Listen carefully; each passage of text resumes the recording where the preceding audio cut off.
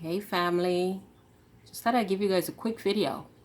So I don't know if you could see them. I hope you can. They're tiny but gorgeous. These are my Scarlet Badis couple, my pair, and they have bred multiple times, and I just absolutely love these little teeny fish. Look at the male. Of course, the male is a fancier one. The female is basically sort of a dull grayish color. Sometimes she has darker black bands. But guys, those fish are incredible. Now, you're probably thinking, ah, what a tank. But guess what, guys? To raise Scarlet Badis successfully, you need a tank that's kind of not that pretty in the conventional sense, okay? Because these guys do not do well, number one, in new tanks. They do not do well in tanks that are, how should I say, not biodiverse enough. And you cannot, 9 times out of 10 or 9.5 times out of 10, you will not be able to get them to eat anything but live foods. Now, if you look closely, you can see little white things floating around, and that's because I've just fed them right in there. Can you see that? I don't know if you can see those. But that is a bowl of grindle worms that I've harvested from my grindle worm culture. Sorry, I'm shaking the camera. Let me adjust myself. And yeah, that is what they eat. I have tried giving them frozen Daphnia. They're not too interested. I have... Sorry for my autosynclus. Like, I have 2 autosynclus catfish in there. Look at them. There's 2. I think they might be male and female. I think because they always, like, I don't know. They just seem really happy together. But anyway, I bought them together and they've been together ever since, doing very well. But yeah, back to the Scarlet Badis. So here's the female. She's coming closer. Oh, there's Mr. Male down there. Sorry for the reflection, guys. I'm doing some cleaning, so all my supplies are out right now. I just finished cleaning my 10 gallons, so now I finished cleaning this already. Then I did that one. Yeah. Oh, by the way, they ate the eggs, but that's for another video. Yes. Those are my German blue rams who've eaten the second batch of eggs. Ugh, whatever. Anyway, back to the Scarlet Badis. Now, guys, I have been searching all day from the time I woke up till now.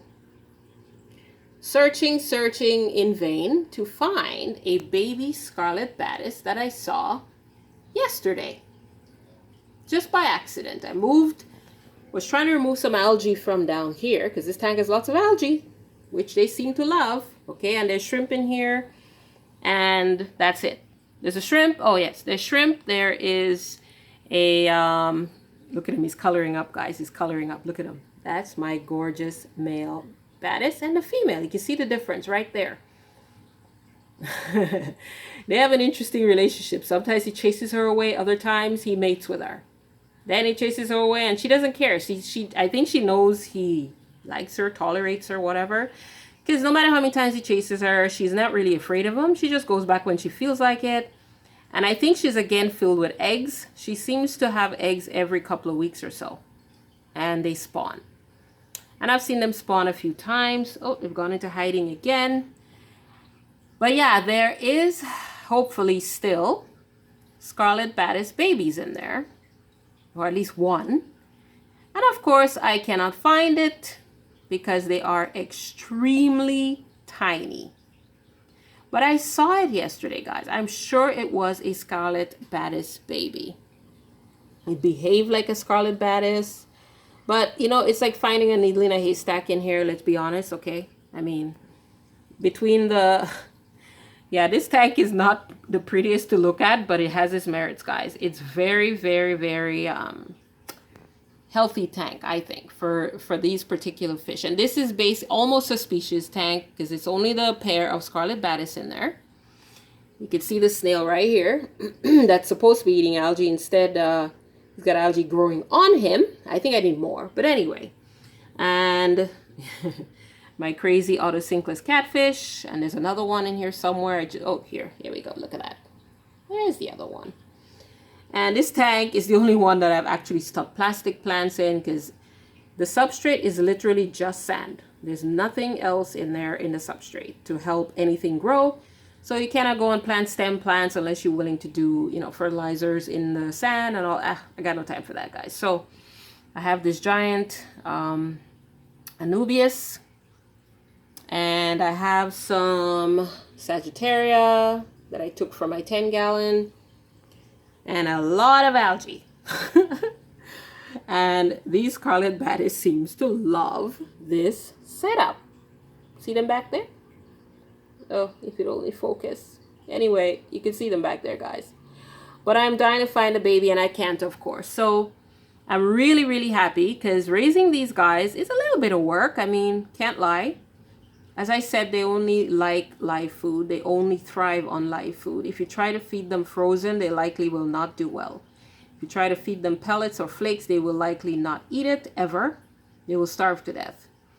And they die pretty quickly. So, yeah, they're like little jewels. Now, because I just cleaned the tank, he lost some of his color. He's coloring up again, the male. Here he comes. And he's very friendly. Like when I come here in the morning, I just look, he comes to the front, like he's like looking at me.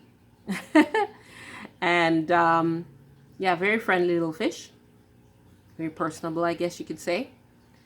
But yeah, that's it, guys. I'm really excited. And if I ever find that baby Scarlet Badis that I saw, because they have spawned multiple times. Anyway, if I find it, I will definitely try. I don't know if I'll succeed because, like I said, this thing is like a grain of rice or smaller. That's how big the baby was. Actually, I think rice is bigger than it was. Okay. So yeah, it's like finding a needle in a haystack. Okay. You can see the red of the male hiding back there. There he is. Oh. They're really good at hiding, guys. Oh, and that's another tip. Okay. These guys need really clean water. All the more reason to keep them in a tank that is really just for them and maybe some algae eaters, some shrimp. That's it. Here they are. And they're adorable.